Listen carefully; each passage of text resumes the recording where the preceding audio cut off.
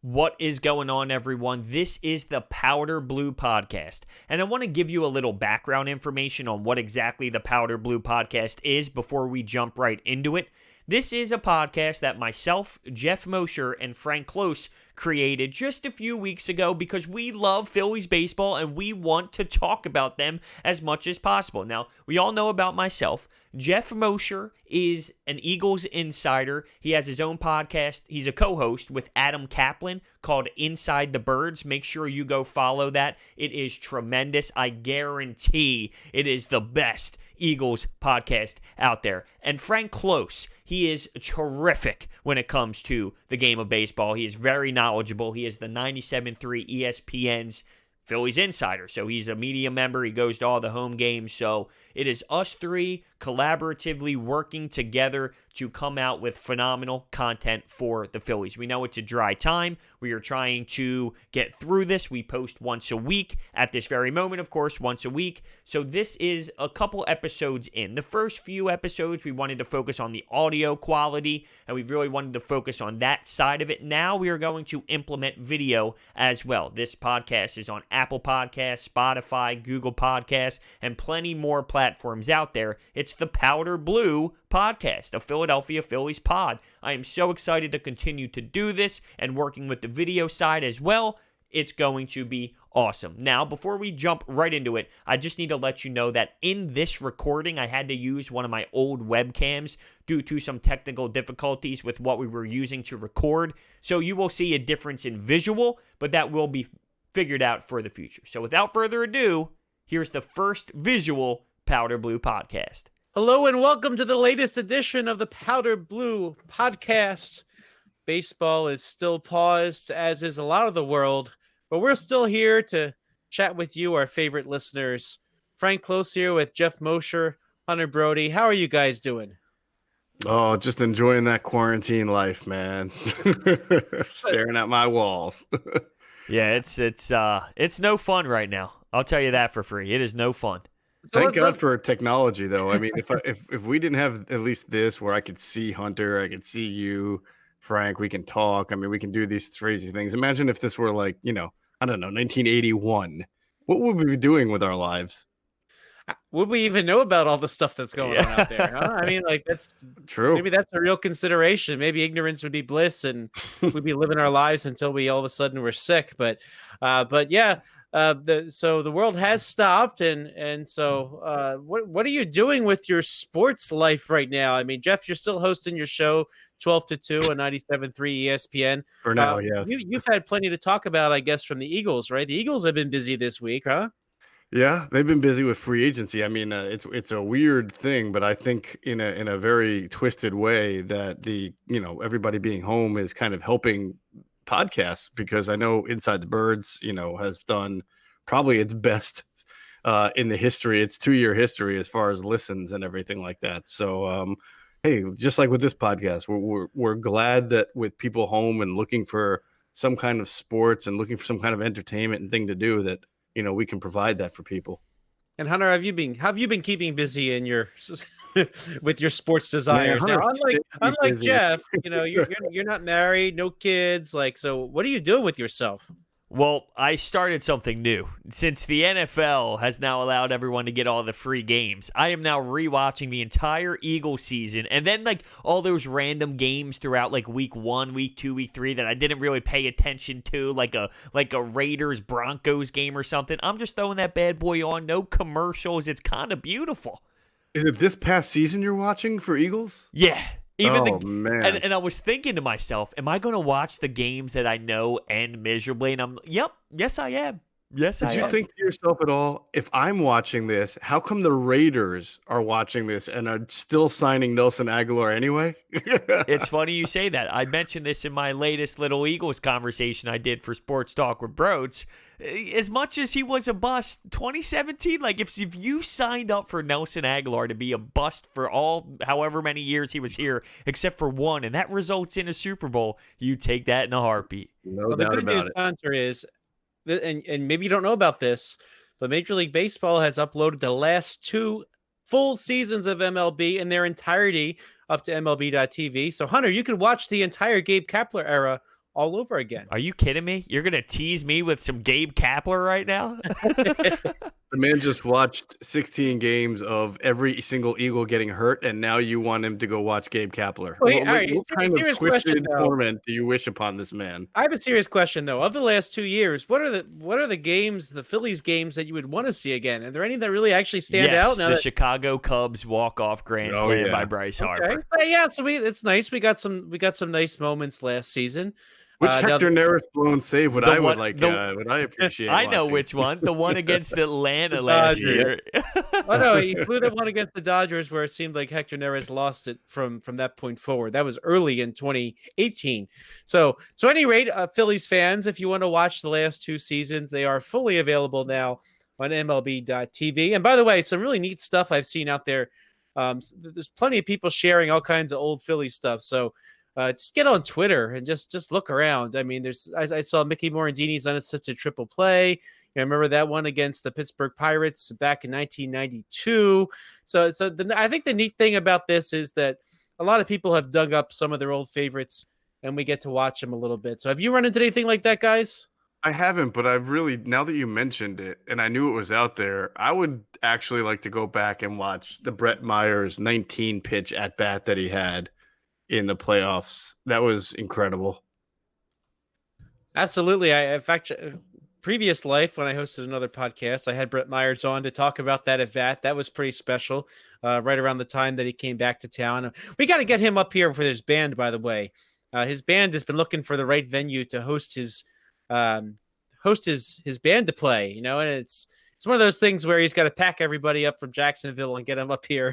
So that now, that's not cheap. Did you say the MLB TV thing was just the last 2 years? I believe that I saw today that they made sure they had every game from the last 2 years ready to go. Now there's a lot of options on the MLB YouTube channel. So, what game would you want to see? I was thinking about maybe dialing into that whole World Series run. Just the whole thing, not the regular season. I'm not that crazy of watching all 162 and then heading into the playoffs, but just that playoff run would be fun to watch. I don't know. You might be onto something watching the whole 162. I mean, who knows how long this thing's going to go on? Some people are saying the whole summer. You could do a couple double headers. I mean, I think it wouldn't be the worst thing in the world. Yeah, listen, I'm crazy. I don't know if I'm that crazy, but it maybe.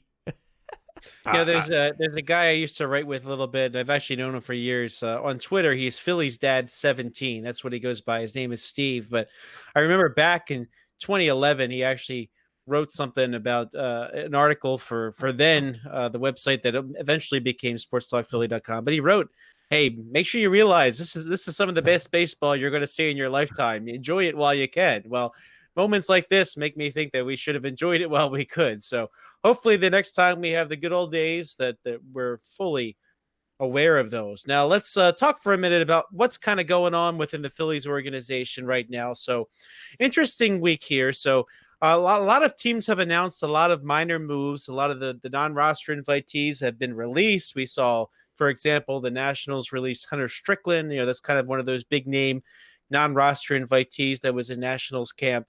I see some moves elsewhere. The Red Sox moved on with a Tommy John surgery for Chris Sale. That was a big news story from the last week. Although I gotta wonder if all these elective surgeries are currently off the table right now.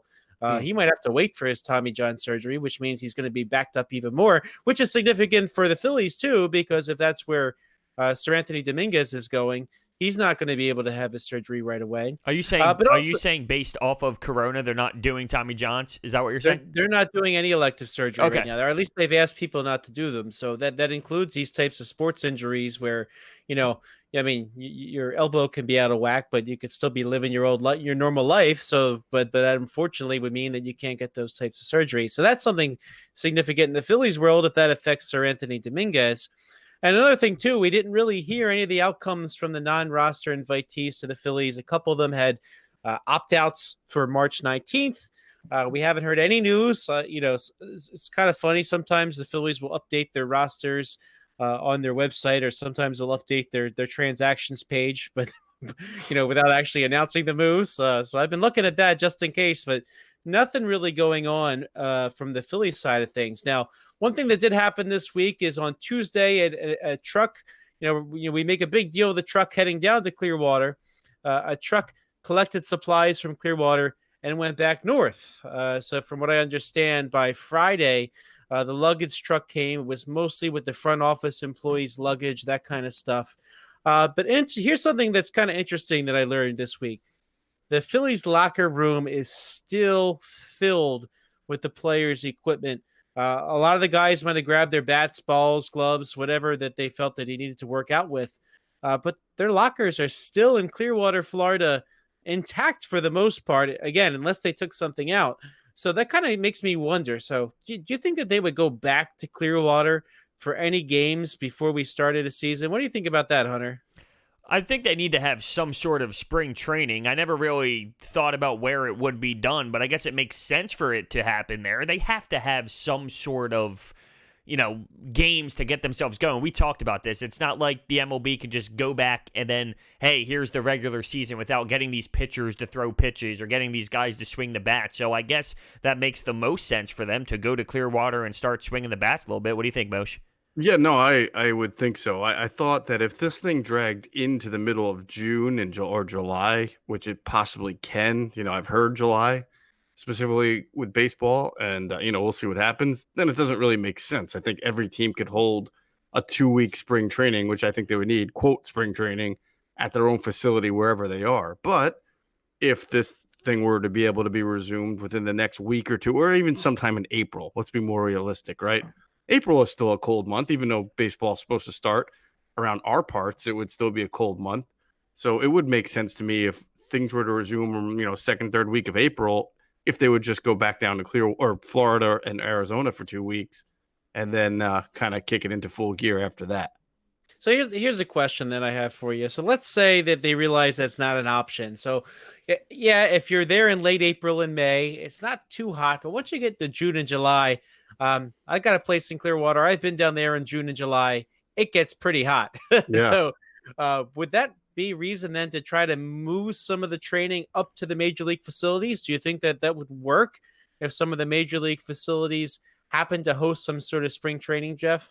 Yeah, I think that that's what they would look to do, Frank, just trying to figure out, how I would think with such a long delay that they would try to get people excited again. So it wouldn't shock me if they had open practices at the stadiums. Well, do you their think if 2-week they spring training. even come back, there's going to be people in the stands? Because I believe when MLB comes back, when sports come back originally, there's just going to be no one in the stands. It's just going to be sports and the guys on the field. Well, that's a good point. I hadn't thought about that. I just figured that when life resumes as normal again, it's going to be because everybody's able to go out and be normal. But it's possible that there's an agreement in place. Do you see owners starting up baseball and playing in empty stadiums just for TV revenue and losing all those gates? I don't know. I mean, they're going to lose. I suppose the answer is, well, they would lose the gates if they weren't playing anyway. It's a good question that you bring up there.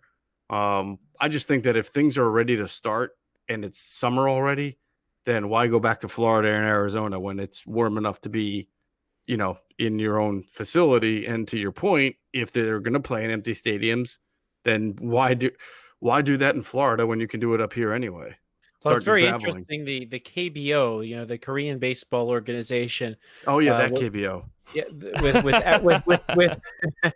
with old friend Aaron Altair, they are actually playing their games in empty stadiums right now, which is kind of interesting. Really? I watched a little bit of some of it just because there's nothing else on, literally. Now, what channel is that on, if I may ask? Yeah, I'm a little thirsty online myself.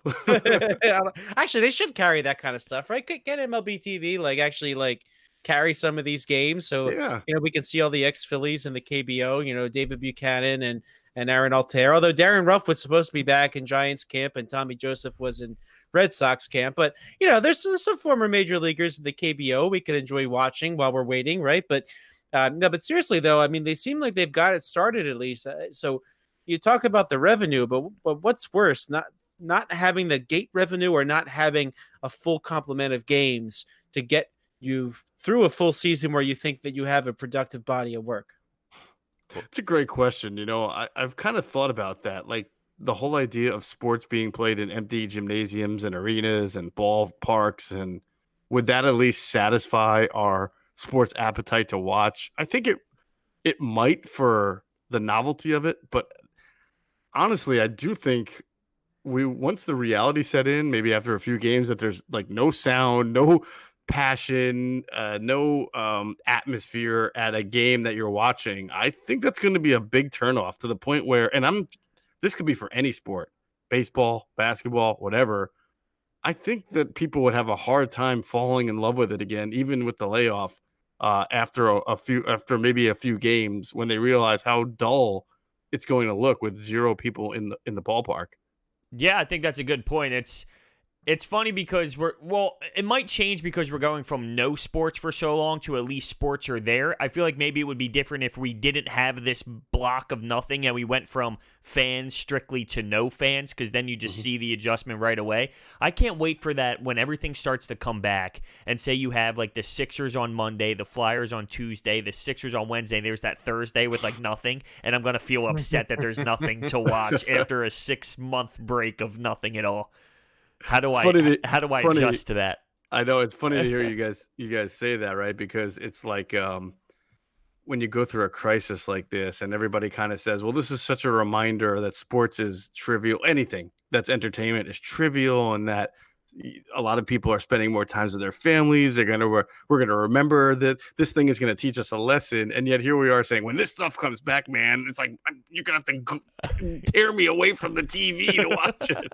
We are Come just on, gonna Jeff. be All right, Jeff. Let's be serious for a second. Don't you just want to kill your family stuck in the house with them, right? You know that. Honestly, if I'm gonna be fair, it's probably the other way around.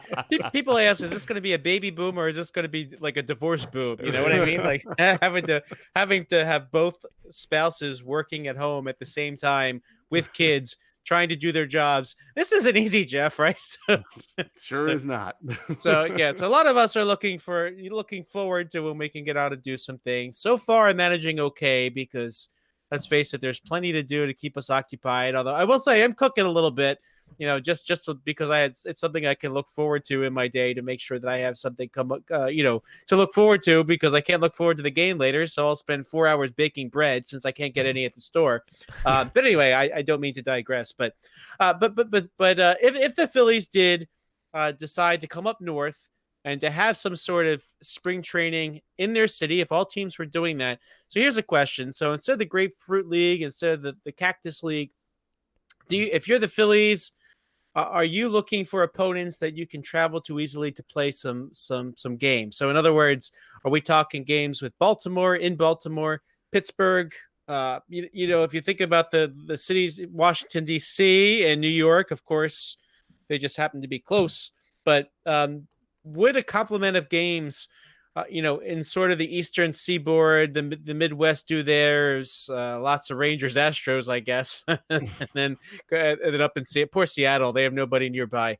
But do you think that's what you try to do? Try to get some on deck series, as they used to be called, around Philadelphia, to kind of get things going again, Hunter? Yeah, I mean, I think that's the best way to do it. It would make no sense to have the Phillies go out to Los Angeles to warm up a little bit, or whatever the case may be. You would have to start looking towards team. I mean, even would it make sense to even do it against like the Washington Nationals and get real crazy, start playing the Mets to warm up, and you're playing your division, people in your division? I don't know what they were going to do. It's going to be so weird and so unique. And I would assume, maybe this is wrong of me to assume the MLB will come up with something good, right? I mean, it's the MLB we're talking about, so maybe it does get a little crazy. But the moral of the story is, you would think that they would come up with some sort of schedule for all these teams to not have to travel too far, but at the same time, maybe not going up against the New York Mets and the Washington Nationals. Well, you know how like they down in spring training, they'll play those games against the college teams like Manatee Community College or Florida State. Maybe we can get the Phillies playing like Penn State's baseball team, and maybe Temple and Rutgers. Yeah. That's actually a very fair point. You know what? As somebody who teaches college courses, I've got students that are athletes. They're not getting their senior season. So if you could say to the local teams, hey, listen, since you're not going to get to play your season, how about you suit up for some games against the Philadelphia Phillies? I think that would be really exciting that'd for be a team great. like that. Open it up to the public too. Yeah, it would be wonderful. Yeah, I actually have. There we go. See, we're we solving all can. the world's problems. Let's talk about a vaccine next. No, but Baseball first. That's above my pay grade. But no, I think that's a very, very good point you make there. So, Hunter, would you pay to go see the Phillies take on Rutgers? You know what? At this point, I'm so deprived. I probably would.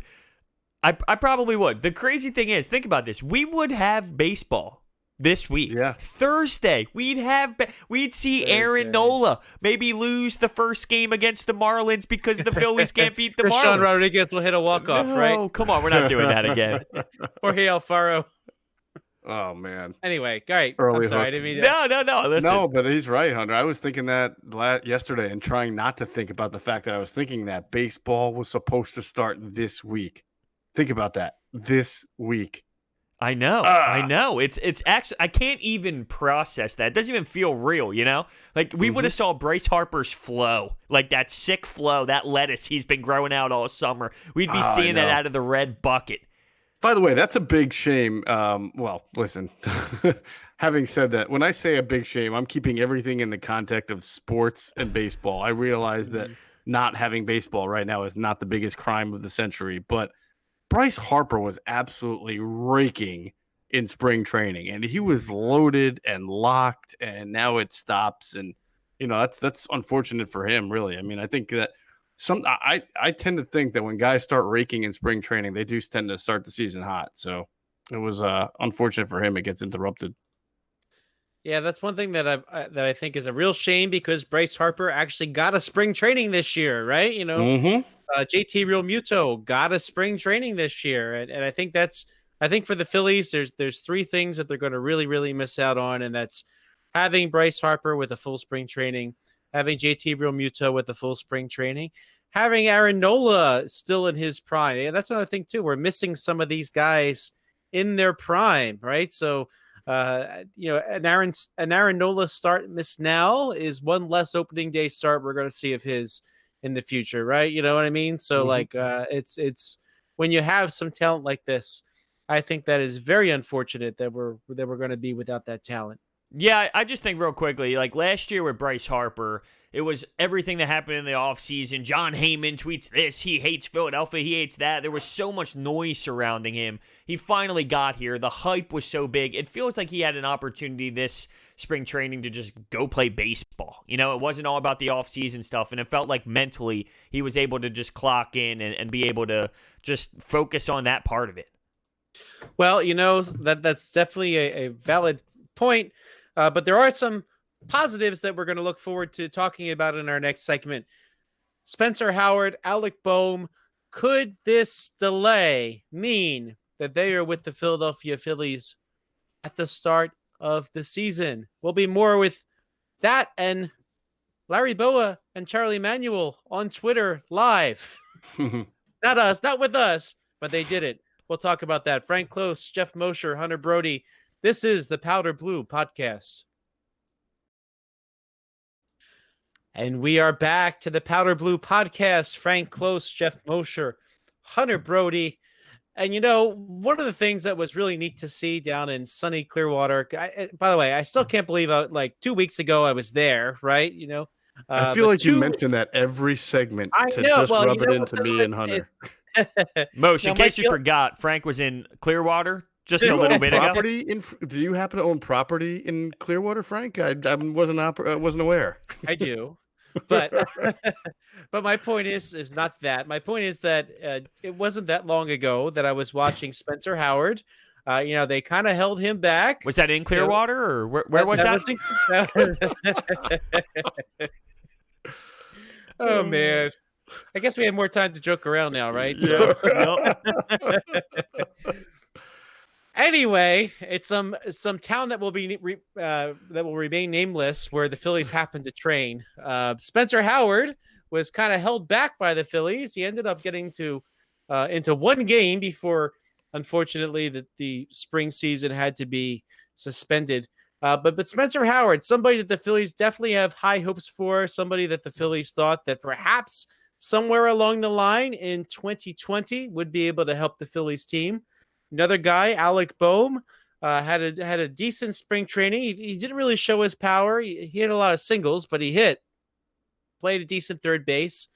He's somebody that the Phillies hope that somewhere along the line could come and help the Phillies. Now here's the question. So a lot of this we were talking about, maybe these guys get a month or two at AAA, especially Spencer Howard, because we want to limit his innings for 2020. Maybe take it easy. He'll be ready and join the Phillies rotation in June. Maybe ALEC BOHM, take his time, get some pitches at AAA, maybe join the Phillies in June. But here's the thing now. June might be the start of the season. So let me ask you guys this, and maybe I'll ask you first, Jeff. If the season doesn't start until June, would you dare put these guys right into the mix of things at the beginning of the season? Well, do they alter the rules as far as when you bring up a player from the minor leagues and when the option doesn't count, when you get that extra year? So if they don't change that, then that's a good question, Frank. I probably wouldn't advocate just all of a sudden, hey, it's June, we wanted to bring these guys up in June with no time in either double or AAA or anything like that. I'm not. The whole point was A, you get to save a year of eligibility before arbitration, but B, also to give them a chance to rate. Like if you bring them up in June, are you starting them? Because maybe Spencer, but Bohm's going to be behind, Segura at third and Kingery at second and Didi at short, so he's not going to be able to play. Do you re-examine that entire thing now? Because you know what? Let's say, all right. So I guess I realize it's a loaded question, Jeff. But if all of a sudden then the Phillies don't have to worry about service time, maybe they're not counting it. Maybe they decide not to count it as a full season. Mm-hmm. Do you just roll with these guys now, knowing that you have 6 years after this one? I probably wouldn't do it with Bohm because there's no place to put him right now. I want him playing every single day. Howard, I probably would do the same because the whole idea is they don't want this guy to pitch that many innings. Although I suppose if you're starting in June, you won't pitch that. But you know what? I might give Spencer the shot. But to be fair, I was hoping to see what he did this year in spring training. It's not like he's a proven product by any stretch of the means.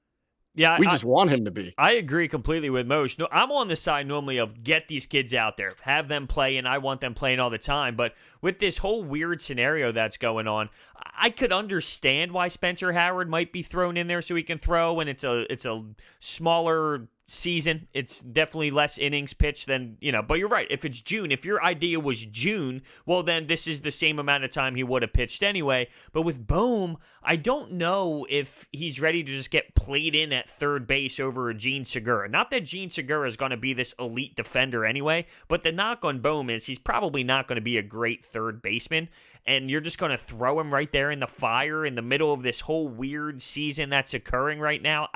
I just don't feel like that's the right move. You would be putting your team in a better situation, I think, with Gene Segura in the lineup every day, getting those 2-3 hits a night, hitting close to 300, even if the defense isn't that great. But like I said, it's not like you're going to get great defense out of Bohm. What would you do, Frank? Well, here's the thing. So let's think back to a couple. I know this is not totally equal, but Scott Kingery could have come up or he could not have come up. And if Scott Kingery had just been held at AAA, the Phillies did not come north with their 25 best players. Would you agree with that? Yes.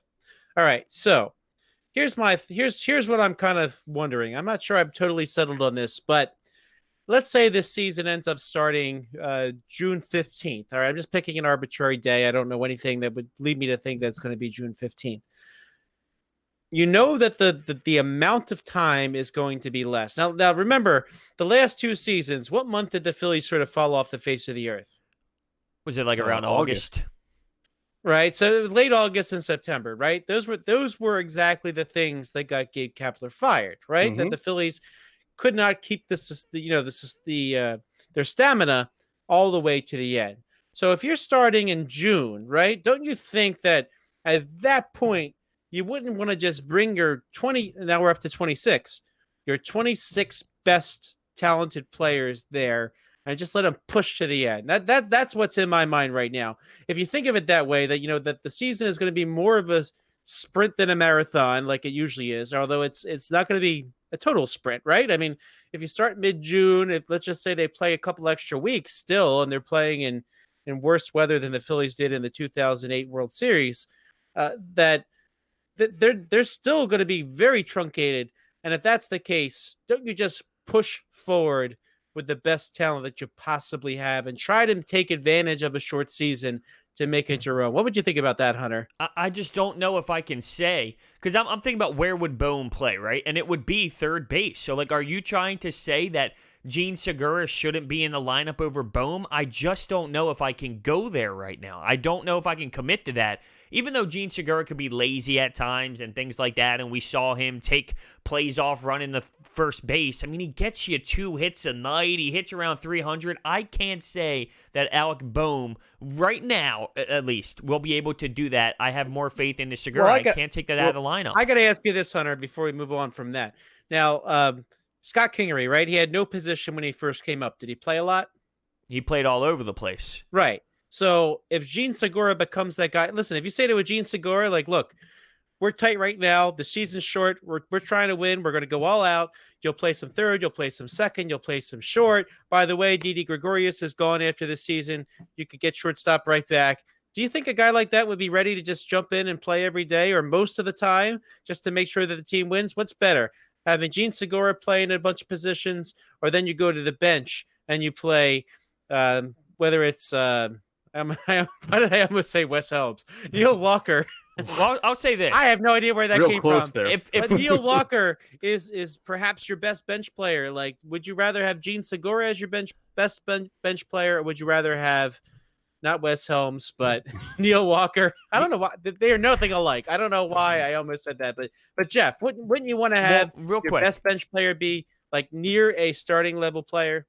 Yeah, real quick, I just want to say, if we're going to go with someone playing all over the place, this is what I would do. Whether people want Scott Kingery to play second all the time or whatever, I would put Gene Segura at second, and I would have Scott Kingery be the guy that's very versatile throughout, because I trust that more than saying Gene Segura being that guy. So if that's the route we're going with someone who's going to be versatile, playing all over the place, I would put Gene Segura at second, Didi at shortstop, and then Scott Kingery will be that versatile guy who can maybe play center, who can play third base if need be, shortstop. He would be the guy that would move around for me to bring Bohm up in that scenario. So the unanswered question really is this delay in baseball delaying Andrew McCutchen's rehab and his comeback, because he wasn't supposed to be ready by day one. Now he's getting the amount of time that you need, but is he getting the normal rehab that you would get on the knee so that when baseball does resume, he's ready to play? If there's even a question of his ability to play every single day for the first few weeks, then sure. Take Bohm and then play Kingery in center field once every 2 or 3 days or whatever, or start this platoon and rotation where one guy every one day is going to be out. McCutchen's out one day, Kingery's out one day, Segura, Bohm. So that way all of them are playing 4 out of 5 days. Then that makes sense. But that's an unanswered question. And I don't, obviously if McCutchen's ready to go and play every day, then that scenario is not available. But is that the type of thing that you'll kind of determine during that whatever 2-week spring training or summer training or whatever it ends up being? Like, is that where you have to kind of figure that stuff out? Yeah, I would think so. I would, yeah. Plus, they're talking to him all the time right now, I'm sure, just in communication, trying to figure out what he's able to do in his rehab and what he's not when he's away from the facility. Yeah, I think that's one thing that eventually we're going to learn, but how engaged is the coaching staff right now? How engaged is the front office with the players? Because look, I get it. There's some governmental regulations going on here, right? So they really can't have a coordinated effort to do these types of things. But I mean, let's face it, a lot of these guys, they, in case you didn't know, have some money and they have some workout space in their own houses. Might that be enough, Hunter? Maybe. I think you nailed it most with this whole McCutchen thing. It's such an unknown thing. It's so weird. This is so out there. We don't know how this is going to impact someone like Andrew McCutchen or I know this isn't a big one for Frank, but Jake Gary had an arm injury or something. We don't know injuries in general, what this is going to do. And those little things that we don't know, that's going to impact roster decisions. So until we know exactly the layout on when they're coming back or how long it's going to be or any updates on these players, we just don't know, because those little things will be impacted based off of how long this goes until we see baseball out on the diamond. I will say that's one thing that the Phillies will have as an advantage. They can kind of flex their financial strength perhaps a little bit here, that they can kind of carry some of these minor leaguers perhaps a little bit longer. Now, normally there's a point, which is right about probably the time that you're listening to this, that they have to decide to give some of the major league veterans a $100,000 roster bonus to stay in the organization, or they need to release them. And usually that's right about now. We still don't know right now that what the rules are for making these decisions. Have rosters been completely frozen, or are they going to freeze the calendar? There's a lot we still need to do. But when we come back, a couple of things to talk about. We'll talk about an ESPN report that calls Andrew McCutchen underrated, since we were just talking about him, and a final fun story. Larry Boa, Charlie Manuel take to Twitter and a live conversation. We'll be back after this. Frank Close, Jeff Mosher, Hunter Brody. This is the Powder Blue Podcast. Welcome back to the Powder Blue Podcast. Perhaps you're listening to us on 97.3 ESPN. Perhaps you're listening on sportstalkphilly.com, or maybe you subscribed in one of the many platforms. Hunter, tell us where you can find us. We are on Apple Podcasts, Spotify, Google Podcasts, and then a bunch of other ones. But those are the three main ones that most people are subscribed at. So anywhere podcasts are found, you can find us. Frank Close, Jeff Mosher, Hunter Brody.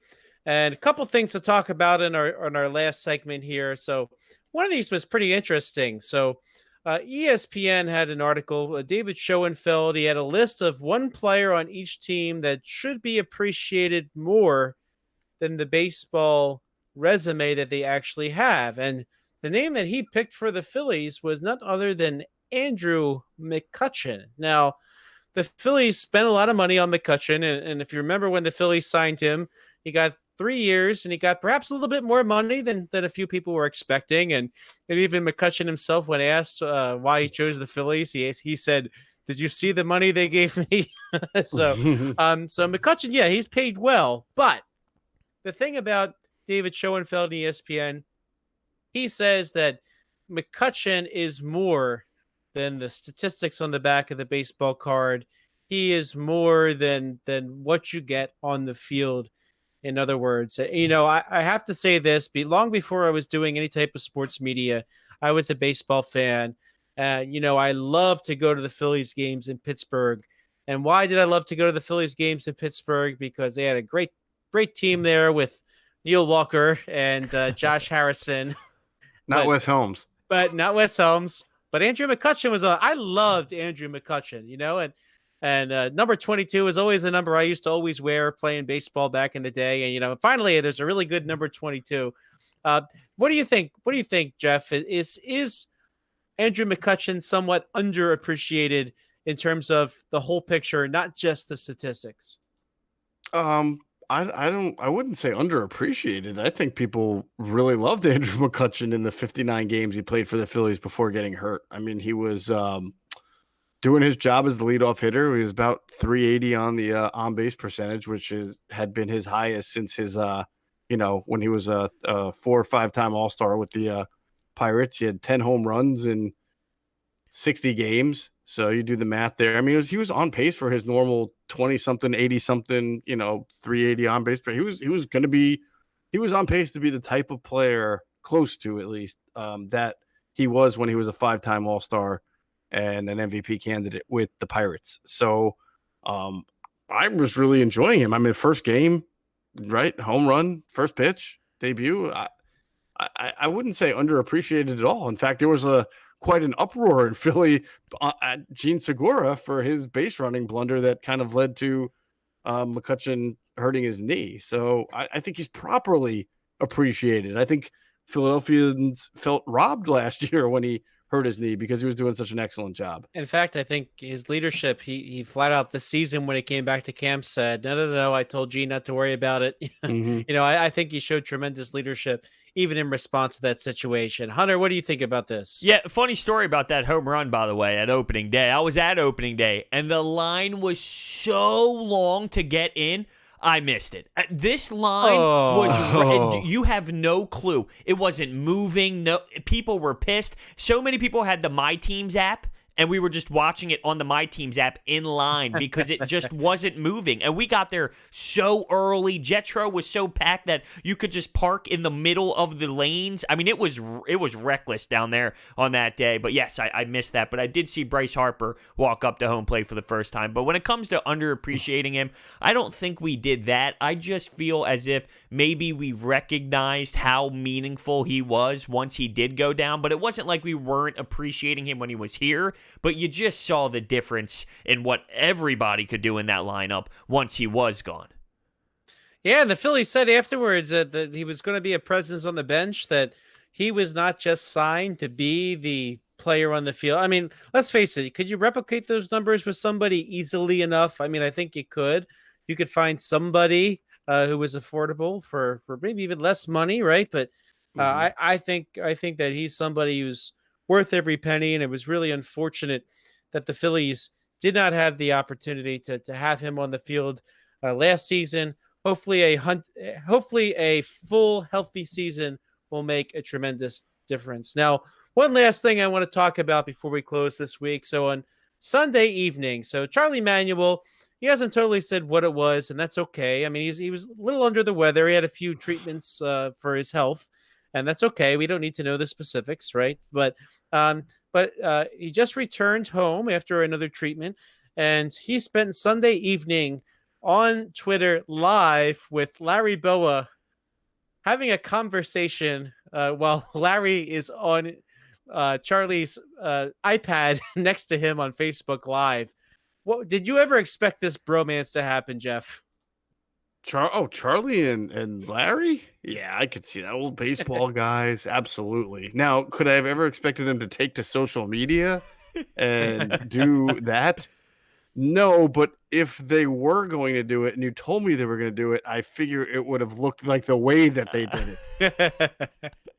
Yeah, no, absolutely. I thought that was comical. Just the fact that I'm scrolling through and I see them actually going live, and here's Charlie Manuel just relaxing. Like, that is absolutely hilarious to me. It doesn't surprise me that those two linked up, but just they are two baseball guys. I'm sure their conversations are amazing, but to see it happen in that way during this time, it just couldn't be funnier to me. Now, let me remind you for a second. So when Larry Boa got fired, who got hired? Charlie Manuel, right? Manuel, right? Yes. And Larry thought it was the biggest scam of a manager search, right? You remember the Phillies paraded in all these different guys. They brought in Don Baylor, they brought in Jim Leland, right? And they all met with the media. But Charlie had already been hired into the organization a while back as a hitting consultant. I forget what title he had, but Larry didn't like it very much, huh? No, I don't think the fans like Charlie very much either, though, if we date this back. It wasn't so I think pretty everybody in the wanted beginning. Leland, right? Didn't everybody wanted Jim Leland? Yeah. Absolutely. Love Jim Leland. And Larry might not have been as upset when when the Phillies made a decision, but time heals all wounds, and Larry came back to the Phillies, of course, as the bench coach. By the way, I think that when Larry got fired, that was the one thing that I was really disappointed about. Was like, I thought to myself, this is probably the last time we have Larry as a Philly. Well, guess what? He came back as a bench coach. He's back in the organization for life, essentially. And Charlie Manuel is with the Phillies for life. And it's wonderful to see the two of them as like best buds. Well, that will do it for this edition of the Powder Blue Podcast. Love talking Phillies baseball with you. Reach out to us anytime if you want to make some suggestions what to talk about during this hiatus. Frank Close, that's Frank Close with a K on Twitter. Jeff Mosher, NFL, and Broads81. Is that right, Hunter? That is correct. It's not your birth year, I know that, but no. Broads81. Catch us next time on the Powder Blue Podcast. But until then, Frank Close, Jeff Mosher, Hunter Brody. Have a great week.